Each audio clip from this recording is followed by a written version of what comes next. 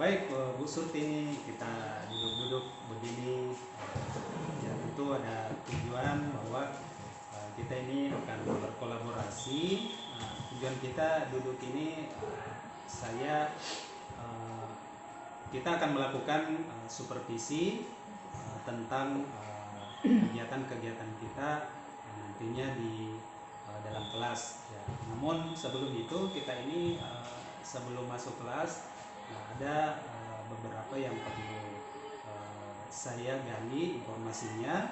Tentu nanti Ibu Sortina akan menyampaikan apa yang menjadi tujuannya nanti.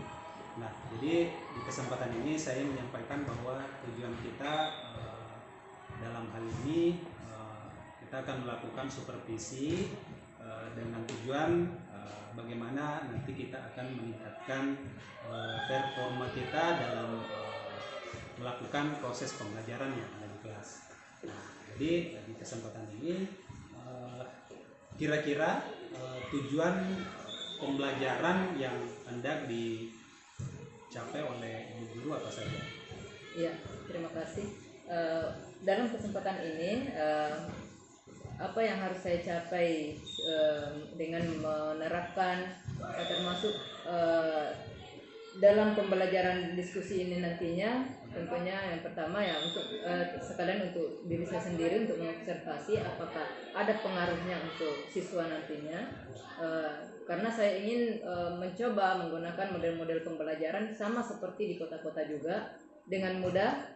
Karena di sini satu hambatan yang kita sering jumpai yaitu mungkin agak masih sulit untuk siswa untuk menggunakan berbagai jenis model pembelajaran. Jadi ya bukan cuma siswa tapi saya sendiri sebagai gurunya dalam hal pembentukan kelompok. Mungkin kalau dalam penggunaan model-model pembelajaran seperti jigsaw, THT atau dan lain-lain atau termasuk match itu mungkin ataupun mungkin to stay to stray itu agak-agak susah bagi mereka. Jadi mereka harus belajar dari sekarang bagaimana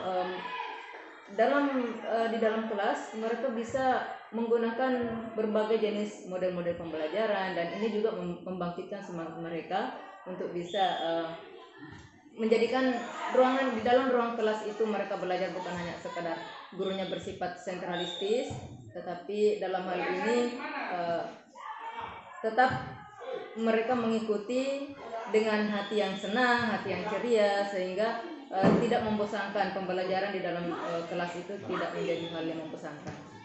Nah, dari situ mungkin ada area pengembangan yang hendak dicapai baik untuk ibu guru sendiri maupun ke anak-anak. Mungkin bisa disampaikan? Maksudnya area pengembangan.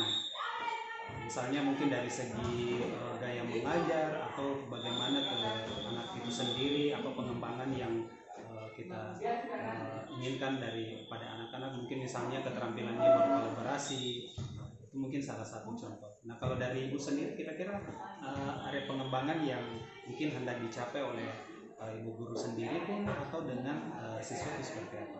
Iya, karena dalam pembelajaran ini sifatnya berdiferensiasi, jadi saya harapkan mereka ini siap mentalnya untuk bisa menyampaikan ketika dalam diskusi-diskusi seperti ini mereka tidak kaku.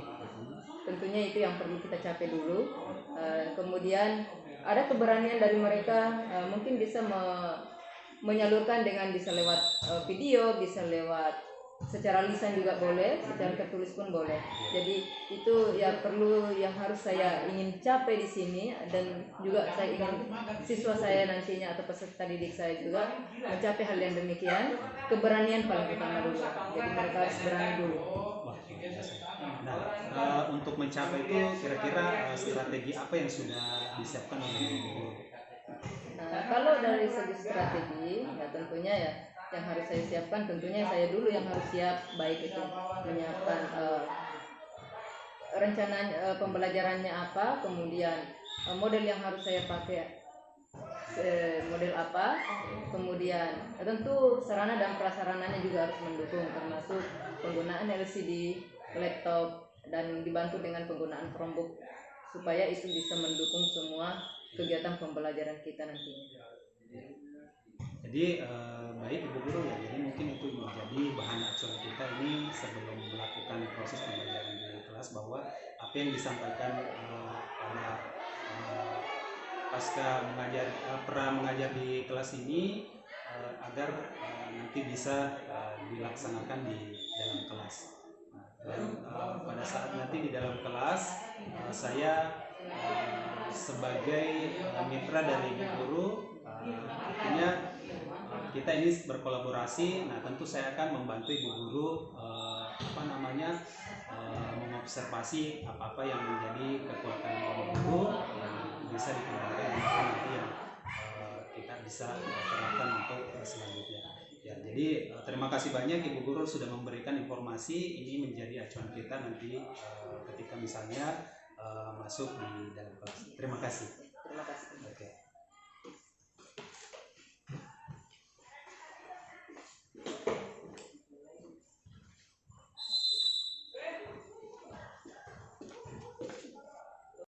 Mulai.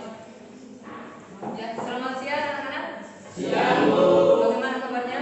Baik. Oke. Siapa yang tidak hadir hari ini? Zakarias. Apalagi? Baik. Baik. Baik. Baik itu kenapa ini Baik? Biasanya dia rajin. Ibu orang Hah? orang. Oh iya. Baik, Zakarias, Marcela. Marcela bagaimana kabarnya? Balik. Iya. Satunya Octavianus. Iya. Dia kenapa? Lima. Dia balik juga. Iya. Oke. Bagaimana kabarnya baik ya? Iya. Ya, tapi sebelum kita lanjut, Ibu Guru berdoa, pimpin kalian untuk berdoa dulu. Jadi masing-masing berdoa kepada berdoa mulai.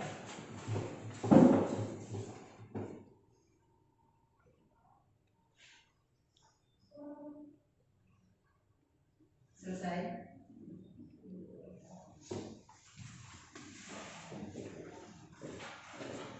Ya. Sudah lihat apa yang ada di depan ini? Kira-kira apa itu? Bukan mangrove. Mangrove bagian dari ekosistem. Good.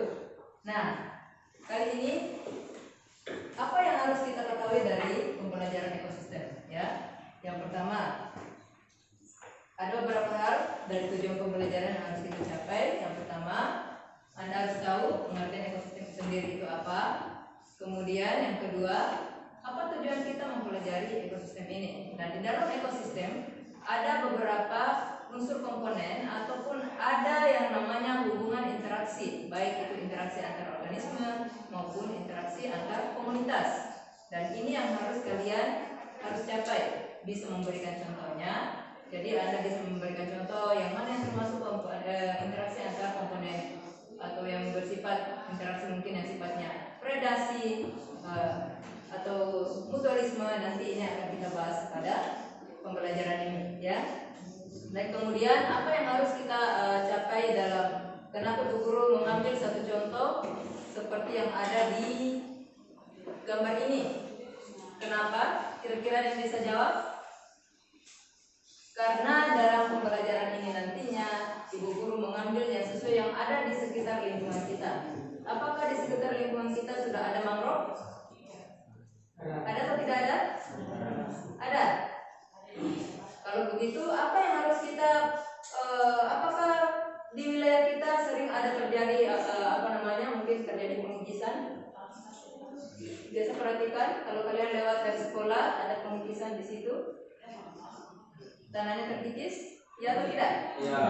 Ya, itu kenapa bisa begitu? Pengaruh ombak, ya, pengaruh ombak. Nah, kenapa ombaknya mudah mengikis tanah yang ada di situ? Karena mangrove atau batu yang sering kita andalkan untuk bisa menangkis atau menahan ombak tadi, pukulan ombak tadi, itu tidak ada di sekitar sini. Jadi, nah, sebelum Ibu Guru lanjutkan, sebelum kita lanjut ke materi yang selanjutnya, kita breaking ice dulu. Bisa ya? Oke, silakan berdiri semua.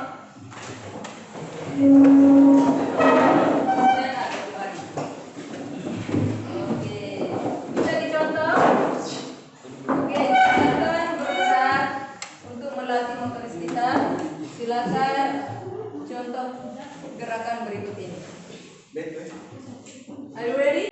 Siap? Ya.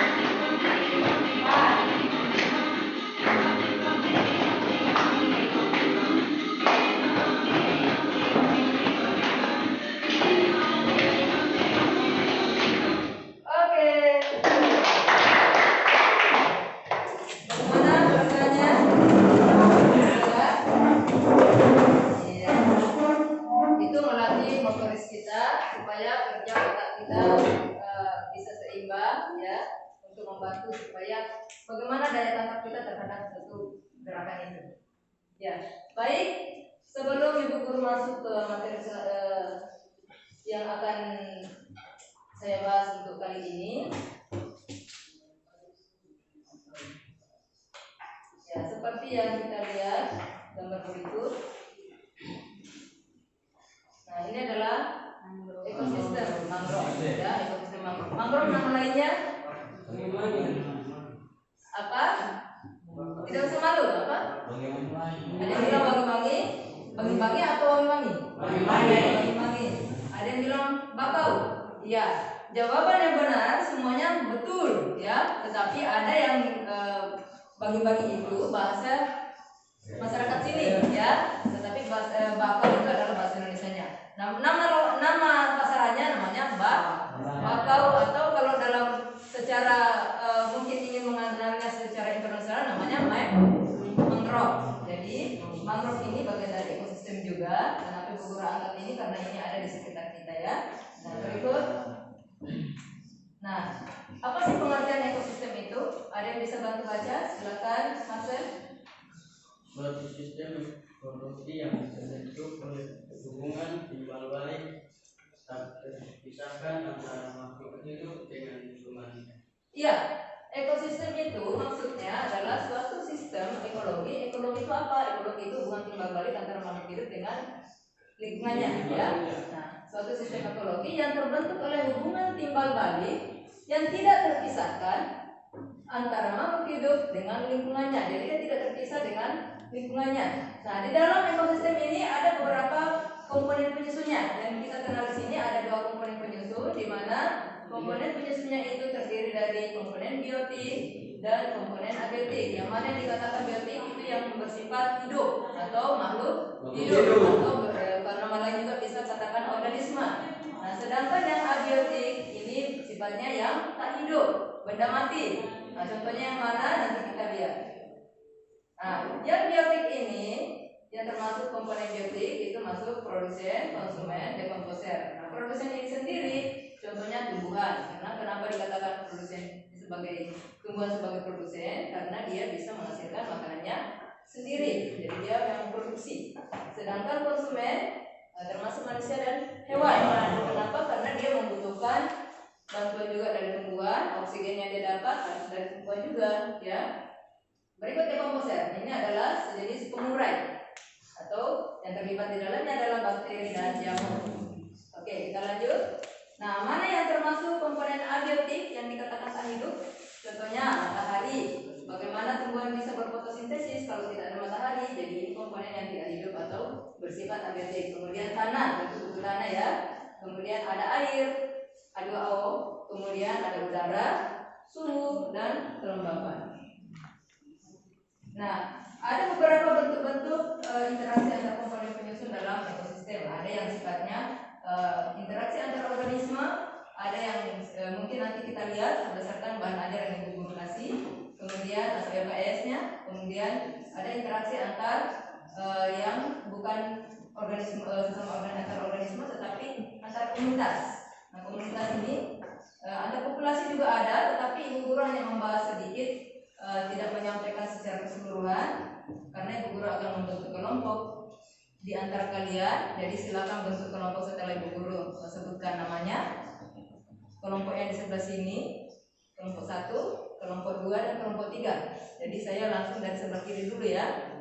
Nah, ini bukan karena Ibu Guru tidak ya, tapi Ibu Guru mulai saja dari sini karena ini yang terdekat. Oke, untuk kelompok di sebelah kiri Ibu Guru, Joyke, Niko, kemudian Dean, kemudian siapa namanya? Agus dan Yulens. Dia laki-laki semua. Tidak apa-apa ya. Jadi silakan bergabung di sini secepatnya. Untuk kelompok 2 ini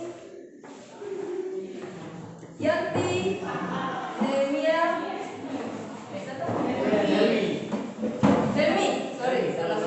Helmi, Antoneta, kemudian Mary, siapa lagi? Marcel, Ricardo saja, Ricardo belum ya? Ricardo gabung. Silakan bikin kelompok di sebelah kanan.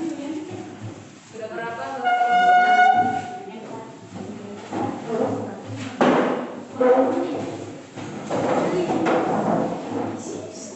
ya, yang belum silakan sini. Christian ya, Christian boleh bergabung di kelompok 3. Silakan.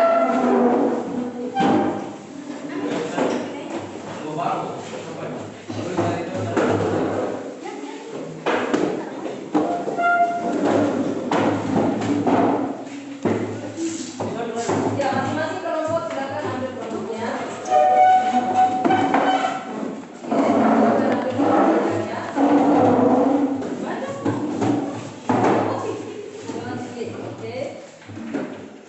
Jangan tidur. Ini sudah. Ambil kelompoknya, sudah ada kelompok.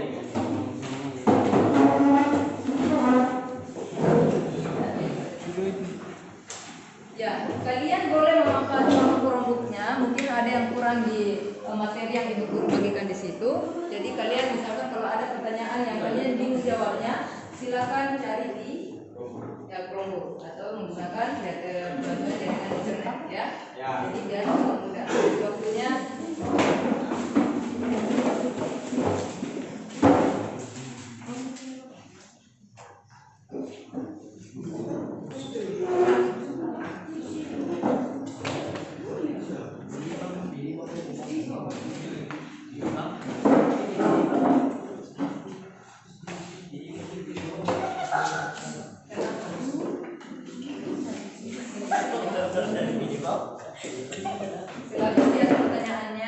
ada 4 pertanyaan yang ada di situ, guru sediakan. Silakan dijawab. Anda boleh menggunakan boleh menjawabnya dengan menggunakan secara lisan atau mempresentasikan secara lisan. Boleh dengan menggunakan video, mungkin ada yang mau TikTok, boleh saja di tempatnya, silakan nanti guru bisa ya. Atau boleh secara tertulis, yang agak malu-malu ini yang secara tertulis. Boleh di sini. Guru sudah sediakan di depan. Kelompok 1 sudah bisa. Nanti kalau mungkin tidak mampu menyampaikan secara lisan atau mungkin tidak bisa bikin video, jadi kalau ada HP-nya boleh dimanfaatkan untuk bikin video. Kalau memang jawabannya, misalkan nomor jawabannya nomor 1, kami bikin dalam bentuk video, boleh saja. Karena pembelajarannya secara diferensiasi. Jadi dengan ada pun penilaiannya, ibu guru tidak ada membandingkan bahwa yang memakai video nilainya lebih tinggi atau yang memakai lisan nilainya lebih tinggi. Tidak ya, ibu guru samakan semua sesuai standarnya. Paham? Jadi kalau ada yang ingin main TikTok, boleh saja, tidak dilarang. Dan itu nilainya tetap sama seperti penilaian secara lisan dan secara tertulis. Jadi kalau mungkin agak malu-malu ngomong, bolehlah tulis saja di sini, baru tempel di sini. Misalkan tulis nomor 1 jawabannya apa? Boleh. Nomor 1 tulis di sini ya. Dari kelompok berapa? Ada yang mau bertanya?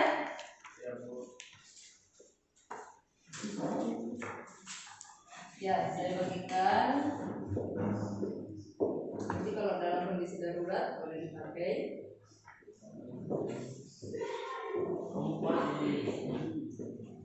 Dalam kondisi darurat boleh dipakai. Tapi alangkah baiknya kalau ada main TikTok boleh saja. Bisa ya?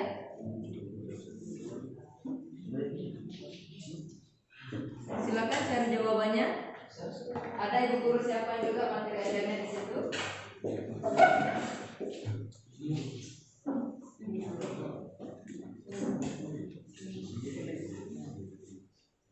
Nanti lain lagi evaluasinya ada sendiri, itu dikerjakan perorangan setelah selesai pembahasan.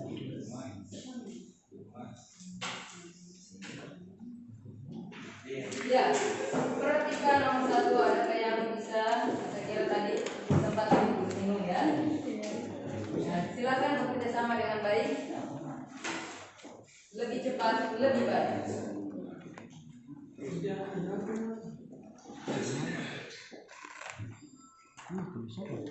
kalau misalnya mau ini sebenarnya jadi kalau misalkan kalian tidak tahu, ini kan seperti nomor 2, berikan masing-masing contohnya. Kan di buku ada, tetapi yang di buku berikan ada, ya, jawabannya sedikit. Jadi kalau ingin mendapatkan jawaban yang lebih banyak lagi, yang berbeda dengan yang di buku, ada bisa langsung interaksi netral cari di situ, atau contoh interaksi netral bisa di situ nanti dapat jawaban. Jadi ketik contoh interaksi netral dalam ekosistem, bisa dapat jawabannya itu. Oke, silakan. Ada yang menulis, ada yang membantu mencari. Jadi hari ini kita duduk bersama-sama, alhamdulillah ini kesempatan yang luar biasa.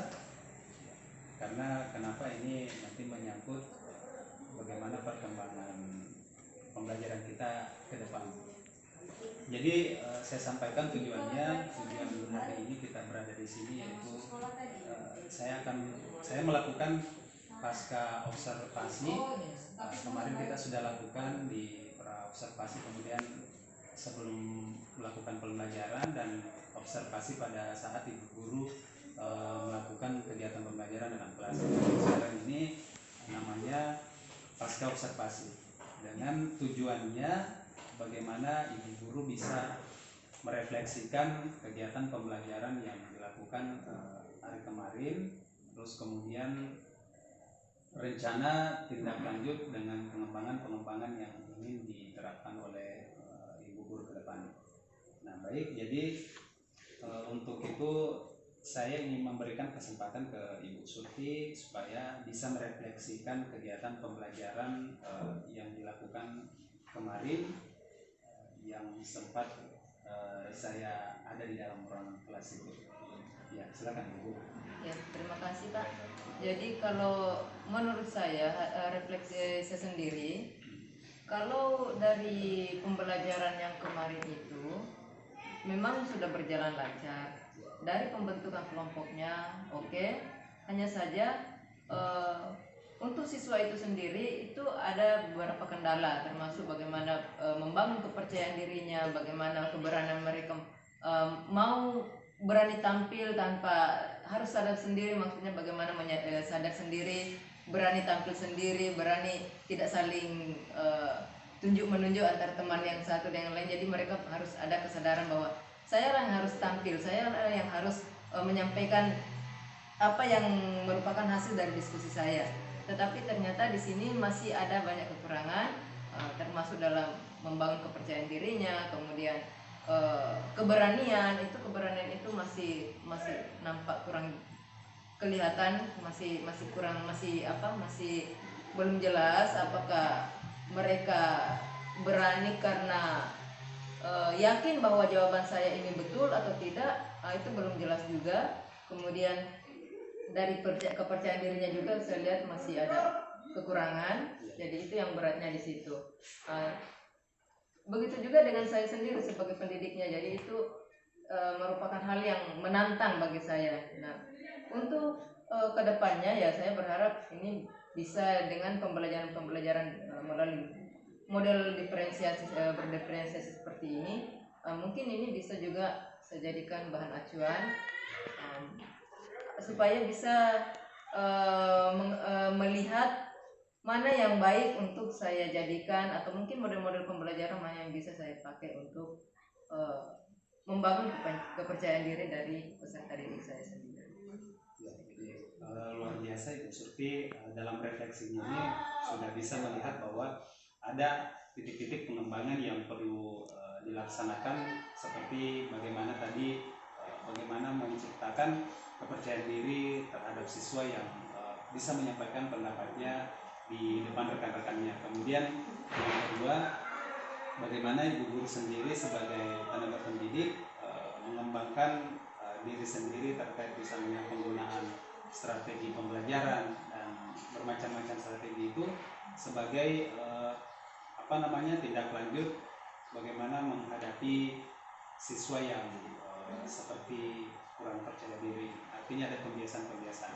Nah, jadi kira-kira ada tambahan tidak yang lain untuk bagaimana strategi ke depannya? Strategi ke depannya ya, karena ini masih saya lihat masih belum masih menantang bagi saya bagaimana cara memancing mereka untuk bisa, atau memancing mereka bisa percaya diri, kemudian bisa tampil, itu agak berat. Jadi saya awal bisa memancing mereka dengan mungkin hanya memulai memancing dengan pertanyaan yang biasa saja, yang mungkin mereka anggap mungkin kalau orang luar anggap itu sepele. Misalkan saya memancing mereka dengan menanyakan artis siapa yang kamu suka. Jadi bagi yang laki-laki, bagi yang prianya saya pancing dengan coba kamu berikan contoh artis yang paling kamu sukai. Jadi begitu juga dengan yang perempuannya, jadi atau anak yang wanita, masing-masing memberikan pendapatnya dan saya suruh jadi walaupun mereka mungkin memakai bahasanya, karena ini dalam penggunaan bahasa Indonesia juga mungkin agak-agak susah di sini, termasuk itu.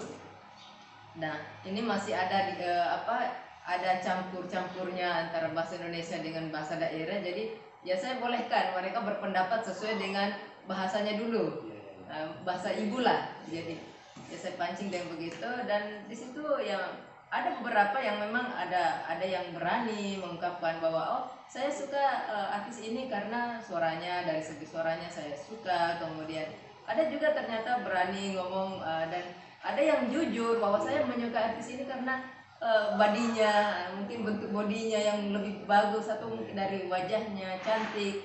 Jadi ya saya pancing dengan cara begitu, dan nanti akan saya pancing dengan yang lain-lain juga, mungkin menurut pendapat mereka mengenai apa-apa yang dia lihat. Bisa saja saya pancing dengan guru yang kamu sukai, tapi bukan berarti untuk membuka aib gurunya, tetapi untuk membuat mereka lebih rileks terhadap guru yang bersangkutan, atau misalkan termasuk saya sendiri, karena itu akan nanti jadi pembelajaran juga untuk saya ke depan.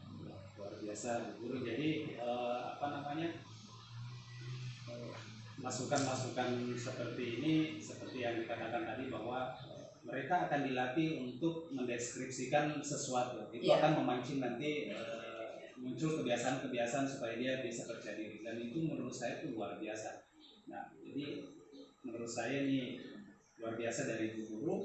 Nah, kira-kira untuk waktunya kapan akan dilaksanakan?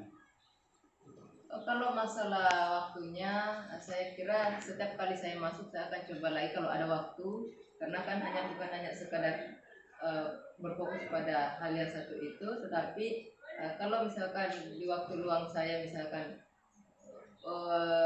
terkadang saya selingi memberikan pembelajaran yang seperti teori, tetapi kadang saya selingi dengan relaksasi, dan relaksasi itu bisa saja saya masukkan cara seperti itu dengan teknik-teknik seperti ini supaya mereka tidak terlalu canggung. Jadi mereka juga berpendapat, mengeluarkan apa yang ada sebagai inspirasinya, tidak ada kecanggungan sama sekali. Jadi ya mereka sambil tertawa-tertawa kan sudah berelaksasi sebenarnya kalau sudah seperti itu. Jadi luar biasa nih, karena pada setiap kegiatan pembelajaran terjadi ini akan dimasukkan dalam hal itu, baik dalam bagian terkhusus maupun dalam bentuk relaksasi, karena menurut saya juga itu sangat penting ketika misalnya siswa mulai rasa-rasa bosan seperti ya. Jadi kemarin itu Ibu Guru dalam kegiatan pembelajarannya itu kan saya lihat ada relaksasi, dan itu memang saya lihat cukup luar biasa, dan itu bisa menarik minat dan kenyamanan siswa seperti saya lihat di kelas. Jadi terima kasih Bu Guru. Saya pikir untuk rencana tindak lanjut itu sudah jelas bahwa Ibu Guru punya komitmen sendiri untuk melaksanakan hal ini. Tujuannya hanya untuk pengembangan peserta didik. Jadi terima kasih, luar biasa.